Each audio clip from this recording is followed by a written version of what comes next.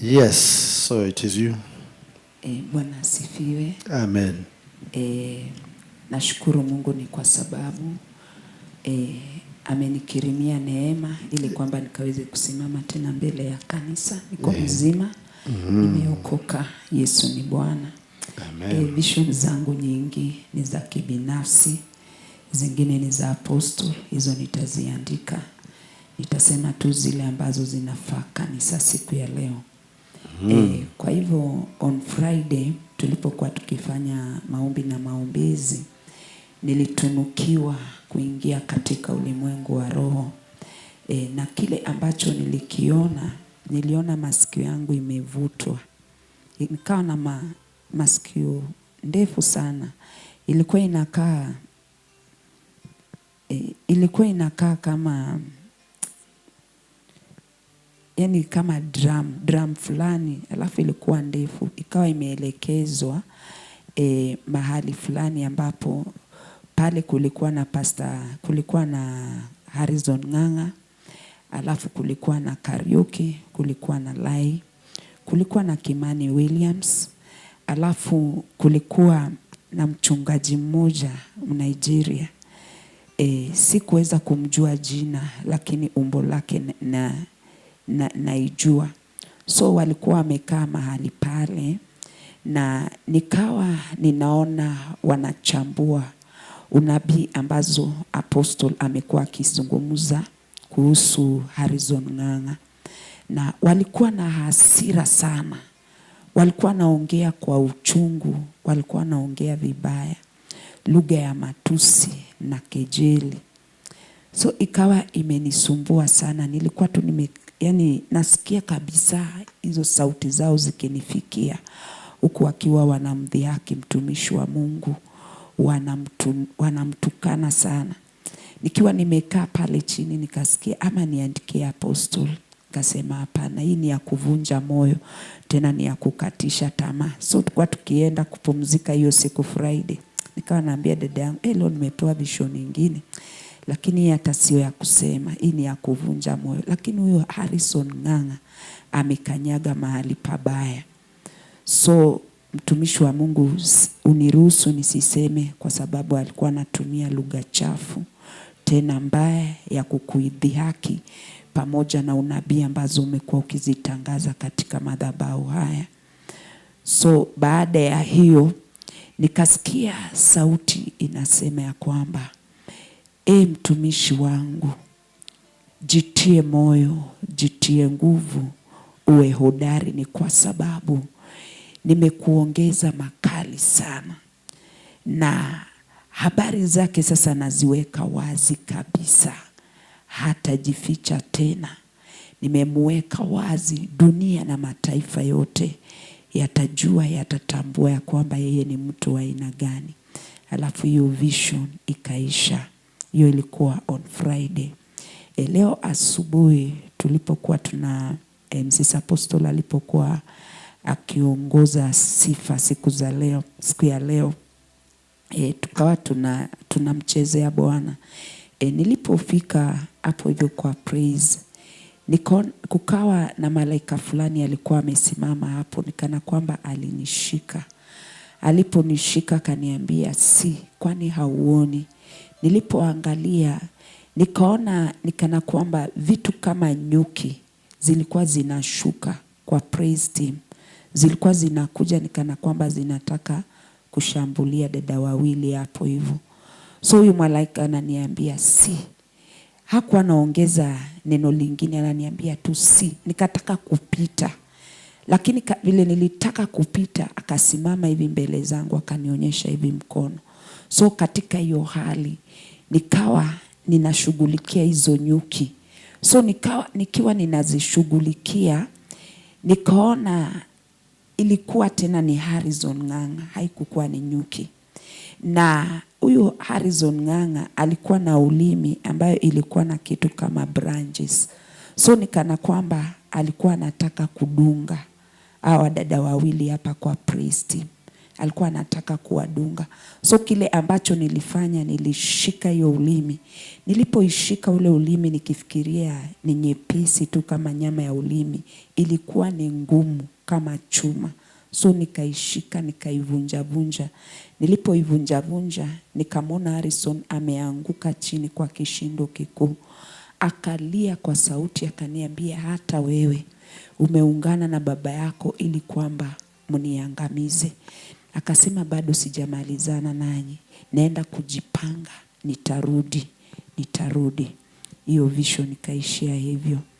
Alafu katika hiyo hali ukiwa ninaendelea, nikiwa pale chini, nikaona hapa kwa madhabahu Apostle alikuwa na kitu inakaa kama spray yenye watu wao wanatumia kuspray shamba, na ilikuwa kubwa sana kwa mgongo wake. Alikuwa amesimama hapo kwa madhabahu na ilikuwa kubwa, na yeye alikuwa anakaa, hakukuwa mkubwa leo, alikuwa anakaa mdogo. So kulikuwa na kitu kama pump upande huu wake wa right, alikuwa anaipump kabisa. So akiwa anaipump, kwa hiyo kitu kulikuwa kunatokezea vitu kama pipes, na pipes zenye zilitokea zilikuwa only 4. Ikapata tu watu 4 ambao hizo pipe iliunganika kwa miguu zao za right. Ilipounganika kwa miguu zao za right, nikaona hao pia wako na 2 pumps tudogo, walikuwa pia wanajaribu kuzipump. Walipokuwa wanajaribu kuzipump, zao haikukuwa inatokezea kitu, haikupata mtu na haikumfikia mtu. Alafu hiyo vision ikaisha hivyo. Alafu nikaona sasa si nyingine, Apostle ameletwa kwa madhabahu, na jinsi ambavyo alikuwa ameletwa kwa madhabahu, alikuwa ameketishwa kwa kiti kingine, ilikuwa inakaa kama glass, juu ilikuwa transparent. Uko ndani kulikuwa na malaika wadogo uko ndani, walikuwa wana dance style nyingine Apostle huwa ana dance uko ndani.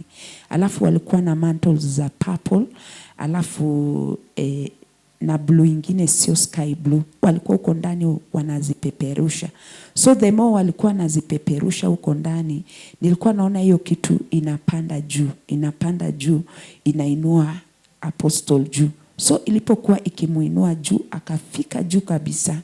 Alipofika hivi juu, katika anga mahali ambapo alifikishwa, nikaona Pastor Harrison Ng'ang'a alikuwa amekalia kitu kama log, na ilikuwa kubwa na nikana kwamba imeungua kabisa. Na alikuwa amekalia hiyo kitu, alikuwa na huzuni sana, yani alikuwa anahurumisha. Nikaona kile kitu yenye linichangaza, niliona Apostle alikuwa anamngoa ndevu, yani anashika hivi anangoa, akamngoa hivyo ndevu, akamngoa hivi ndevu, akamngoa ndevu. Alipokuwa akimngoa ndevu, kwenye hizo mashimo vitu zenye zilikuwa zinatokezea, ilikuwa inatokezea vitu kama scroll, alafu imeandikwa jumbe, na hizi jumbe zake ilikuwa ni jumbe ambazo nikana kwamba alikuwa anatumia kuwapotesha watu. So Apostle akawa anamwambia, ona jinsi ambavyo umedanganya watu, umepotesha watu, umeharibu maisha ya watu, umeharibu hata injili ya Bwana. Wewe mtu ambaye Mungu alikutegemea, umechoma. Alafu hiyo scene ikaisha. Hatimaye nikaona Apostle ameinuliwa juu. Alipoinuliwa juu, nikaona amepewa kitu kama rungu, ilikuwa ya chuma na ilikuwa kafupi sana. Akashuka nayo. Aliposhuka nayo, nikaona nikana kwamba Harrison Ng'ang'a alikuwa anateremka kwa speed sana. Katika hiyo hali nikasikia tu sauti ya Apostle ikimwambia, hautakwepa, nimekupata. Nikaona amemgonga hapa.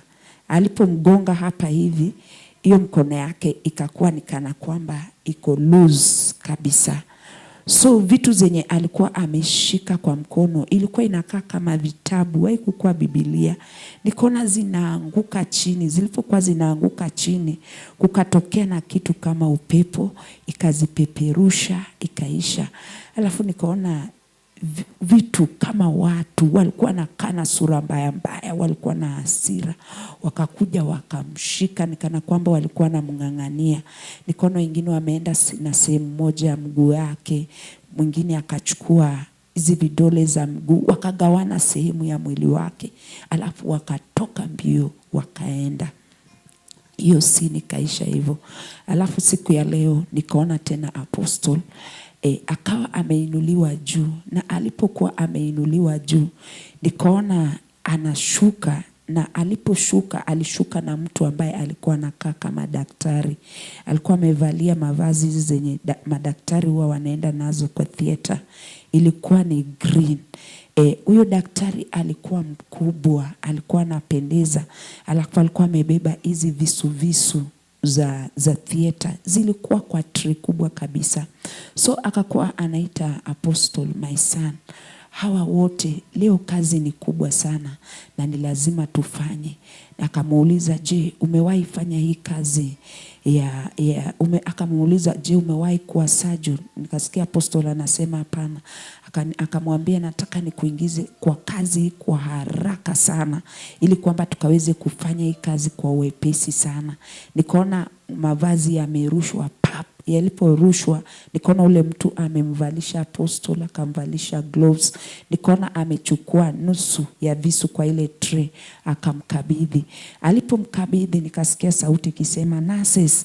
Alafu vile tu hiyo sauti ilisema nurses, nikaona sasa wanakuja mbio, kukawa na machera. Kile kilinichonishangaza, hiyo scene ilikuwa inaonyesha hapa kanisani. So nilikuwa ninaona watu wanakimbishwa. Madaktari walikuwa wawili, huyo mtu mkubwa ambaye sikumjua ni nani na Apostle. So kuna room ambayo watu walikuwa wanaingishwa ndani. Watu walikuwa wanafanywa operation haraka. Ilikuwa tu nikana kwamba kufumba na kufumbua. Walikuwa naifanya kwa speed ya hali ya juu sana. Baada ya muda mfupi nikaona nikana kwamba nusu ya kanisa watu walifanywa operation. Na walipomaliza kufanywa operation nikasikia ule mtu, huyo daktari, alikuwa daktari mkubwa sana, akamwambia Apostle, akamwambia, my son, leo hawa watu nimewashughulikia, nimewatengeneza kabisa. Kwa hivyo uchunge sana, ili kwamba mtu awaye yote asipatwe tena na hizi shida ambazo tumezishughulikia siku ya leo. Akawa anamwambia, my son, hakikisha kwamba hawa watoto wametunza na wamelinda kile ambacho nimetenda katika maisha yao siku ya leo. Alafu hiyo scene ikaisha. Hiyo scene ilipokwisha nikaona hapa mbele kulikuwa na mkate kubwa kabisa, ilikuwa tu moja, mkate kubwa kabisa. Nikaona malaika wawili wamekuja, wamekabidhi Apostle visu. So Apostle alikuwa anakata hiyo mkate slices, anazikatakata, na alikuwa amefurahi tu sana. Akazikatakata. So siku ya leo nilikuwa ninaona anaziserve kwa trays. So watu walikuwa wanakuja wanapewa mkate kwa trays. Alafu nikakuwa nikiona Mrs. Apostle leo alikuwa anapea watu, ilikuwa ni kitu kama soda, juu ilikuwa inakaa orange, kala kama si orange ama orange hivi. Watu walikuwa wanasaviwa kwa jug. So jinsi ambavyo watu walikuwa na mega ile mkate na kunywa hiyo kitu, ilikuwa inakaa kama juice. Nikaona kanisa yote watu wakawa wanene, na hakukuwa na mtu ambaye alikuwa mwembamba hata mmoja. Ikaishia hapo. Mbarikiwe. Amen. Wonderful. Hallelujah. That's very good. Sasa yashapewa ibada yote na hata sijaihubiri. Now the sermon today, I didn't sikuwa nimeandika kwa ubao, is about preservation. Nilopea kulujana. Preservation of miracles, preservation of gifts, plus revival of gifts. Using convocation for that purpose. So already mko na clue mingi. It will make the work easier. Hallelujah. Let me see which one to omit. Tuanze na nani?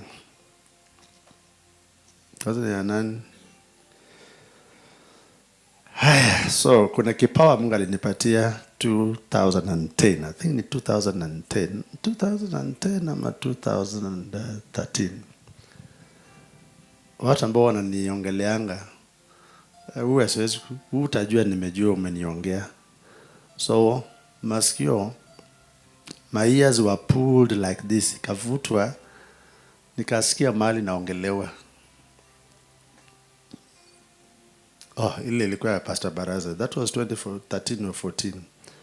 But before then, 2010, kwa nige kanisani, I'll enter a church like this and I'll feel voices. Nani anaongea juu ya nani? Nani anaongea juu yangu? So nikiingia hivi nasikia sauti. So mara ya kwanza I thought kwamba I am mad. Sikujua kwamba niko na kipawa hiyo. So I thought, this is masauti. So ni mama nani? This is so and so. This is so and so. Na wananiongea. So when people, those who gossiped about me, I will hear their talks in the air nikiingia kanisani. So I didn't know that I had that gift. But later I started growing, knowing that gift. So please, wewe ni mpumbavu tu kama unaongea juu ya mtumishi wa Mungu negatively. Please, ongea juu yangu positively. So that some doors open up. Hallelujah. Because even the Bible says that a prophet hears what goes on in private chambers at a state house. Kwa na bebonga kiroho napelekwa state house, Uhuru was the president. Naenda kila room ya state house. Na mimi nalala kwangu. Tenyo naongea yote. So ni kitu umepewa. So kuona your ears masikio zimepaa, masikio yake imekuwa kubwa alafu imevurutwa hivyo, is that gift ulipatiwa angalau kutumika nayo usikie. So you are taken kwa mkutano ya these apostates. Ukaanza kusikia vile unaongelea juu ya nabii, juu ya apostle mtumishi na hii kanisa. Ukasikia matope yote. What did God want you to know? Mungu alitaka ujue kwamba hao watu ni wabaya. Hao watu ni wachafu. And they are not ready to repent. Did you know, even me after some time, nishapenda unabii sometimes kimaliza. Wanazulizana sasa watu kweli. There's a questioning, a prophet, sometimes you question yourself. Are these people know what if God forgives? Lakini Mungu anaweza niruhusu kweli niingie na wao katika maombi ya kuwasaidia. Unawahurumia, you pity them after the prophecy. Now you start analyzing, what if? So you feel like, ambaye unabii was too harsh. So God takes you, sabato ungefikiria hivyo, naambiwa ngoja kidogo. Ona na usikie peke yako. So there cannot be 10, 20 prophecies speaking the same thing that Harrison refused repentance. So you are sure kwamba hata naongea matusi, they insult the prophet, they despise prophecy, they despise the church. They even question which God is this one. Then they see themselves as super righteous.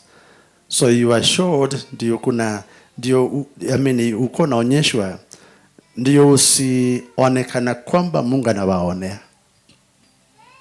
Also here there could be people who will be like thinking like that. What if, Apostle, you are a bit soft on them? Please, the fire is not mine. The message is not mine. And also them, they are not mine. I'm not their pastor. So masikio yako kupelekwa ndio kipawa kama yangu. You go into a meeting, then you hear. So that you can justify, you'll be like, God's judgment is justified. Someone remember Hebrews chapter 6 verse 4. Mtu ambaye amesonga mbali sana na Mungu. Someone that has gone far with God. If you fall, chances are kuna watu wale ambao you have exhausted your grace period. Yet there are people ambao they'll get saved now and enjoy grace. But there are people, if they backslide after having been in God for long, there is no more grace. That's in the ajabu of Hebrews 6 verse 4. Bible says, for it is impossible for those who were once enlightened and have tasted of the heavenly gift and were made partakers of the Holy Ghost and have tasted the good word of God and the powers of the world to come, if they shall fall away, mark the word fall away, to renew them, to restore them unto repentance. Bible says it is impossible, seeing they crucify to themselves the Son of God afresh, plus they put him to an open what? Open shame. Sasa hapo amechoma na imeisha. Now, ukiona kwamba unaonyesha pia kwa ndoto kwamba it's like navuta yeye ndevu. So kuna kiketi nimekalia, please. So wewe hasa umeonyeshwa my prophetic seat. Kuna watu hujaiona. Sasa wewe ndio umeiona. So hiyo ndio kiketi. So kuona navuta ndevu za Archbishop Harrison is that unabii ambayo inatoka on the seat in the office. Yani natoa unabii right from the office yangu yenye nimewekwa kama nabii. Zile unabii zinamhukumu. So that's when unabii zinatoka na natoa yeye ndevu. That is unabii zile zinamhukumu. So na dalilisha. That's what it means. But amefika umbali huo after he despised what? He despised prophecies. Also, thank God for his voice for my encouragement. But those who speak bad about me and blaspheming words, Mungu alisikia kitambo, wakuanza jana, walianza kitambo. Then kuona bees, nyuki ambazo natoka kwa watu wakati ladies team were praising, or as well as also doing warfare. It's just exactly vile niliwaambia wakati bees ukiona nyuki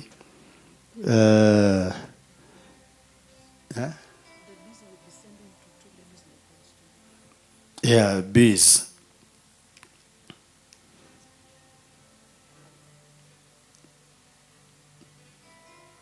Okay, this is cherry number.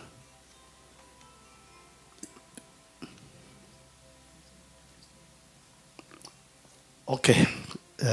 Now ukiona bees, sisi watu wa Mungu ama ufalme wa Mungu in the kingdom of God, sisi we don't have we don't do deliverance by bees.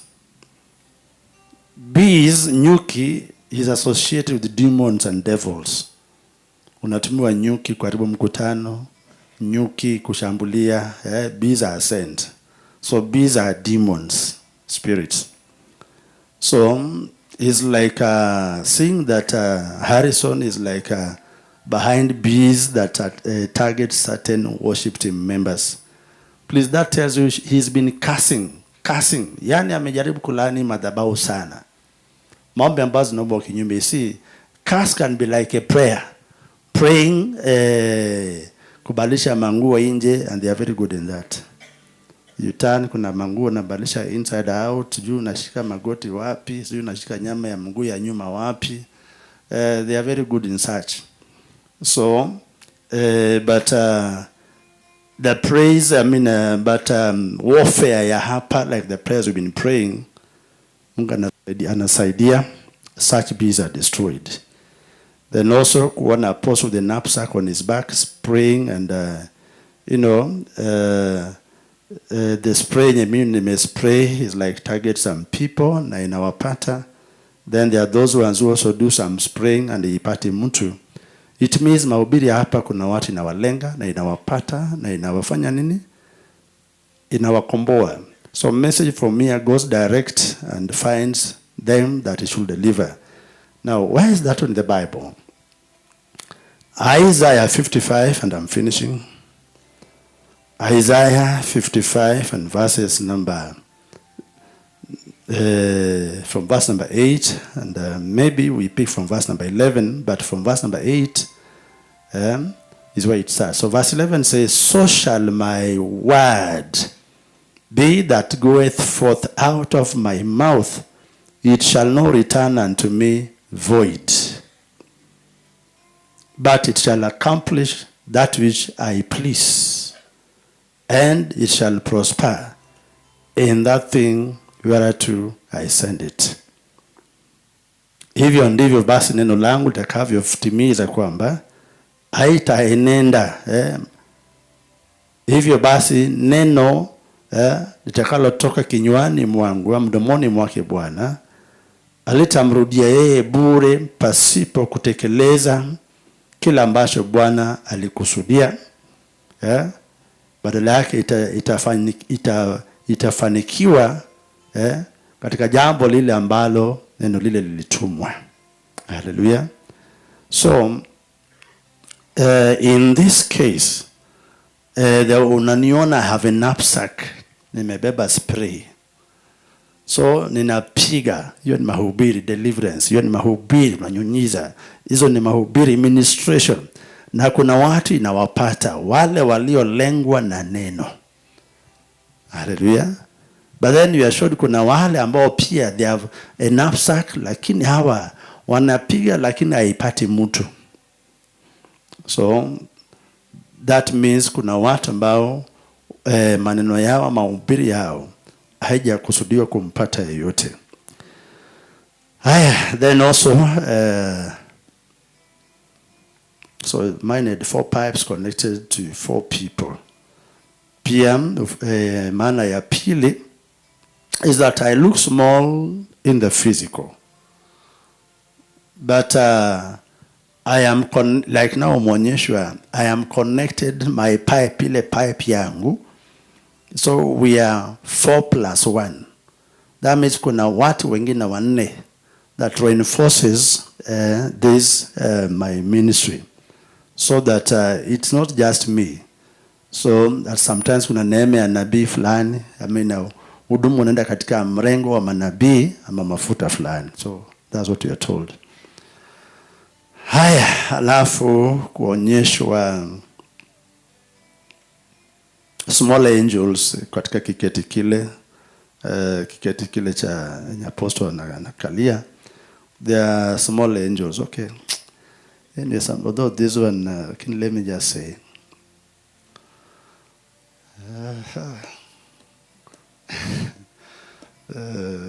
doange wacha na die.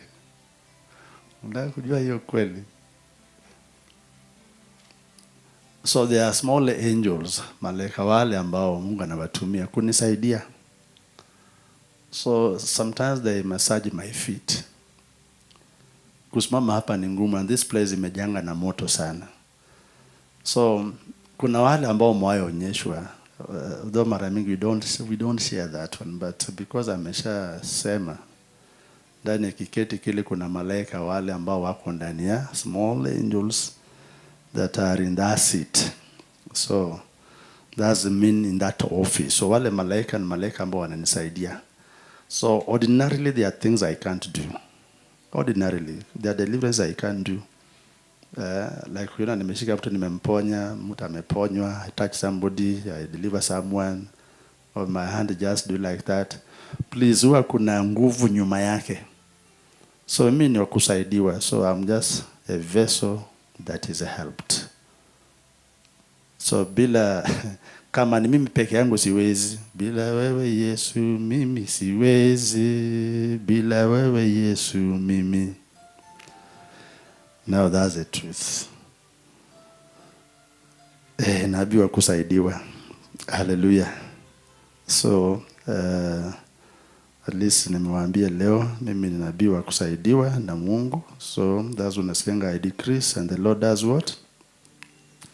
I was telling about kafimbo kadogo ambayo ninayo. Sasa pia umeonyeshwa. Ako kafimbo ni fimbo ya mamlaka. So utajua. So how do we use it? When I do for you like this. Ni hiyo fimbo. Do for you like this. Uone una kidole. But it's a kafimbo kanatoshana hivi. Ni fimbo ya mamlaka. Hallelujah. Fimbo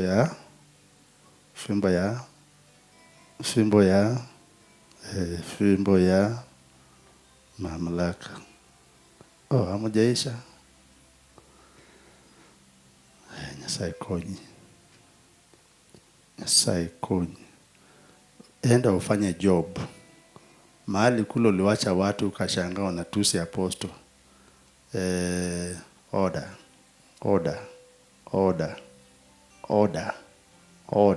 You are ordered. Enda job.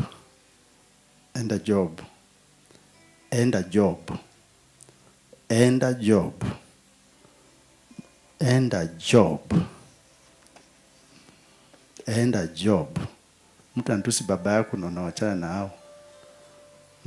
Mtu anatusi uchi ya baba yako alafu unawachana na hao na umeshasikia. Fanya fujo huko ndio urudi. Leo hawatalala. Kwanza leo Sunday. Hawa watu hawatalala. Hawatalala. Ongea. Hawatalala leo. Siku moja nililaniwa na State House akaniongea, waliniombea vibaya. Squad intercessors akasema nyinyi wote umrudie wadi wa utetetete. Na ilifanyika hivyo. Yesu ndiye Bwana. Na mnasikia mambo za ajabu alafu backslide. Like yule kijana alikuwa hapa anaitwa Oscar. Oscar saw me here, akaona nabebwa na Mungu na nguvu na Mungu na dhahabu na moto. Then ana backslide. Huyo alichoma. After you see mambo matukufu haitakani uanguke.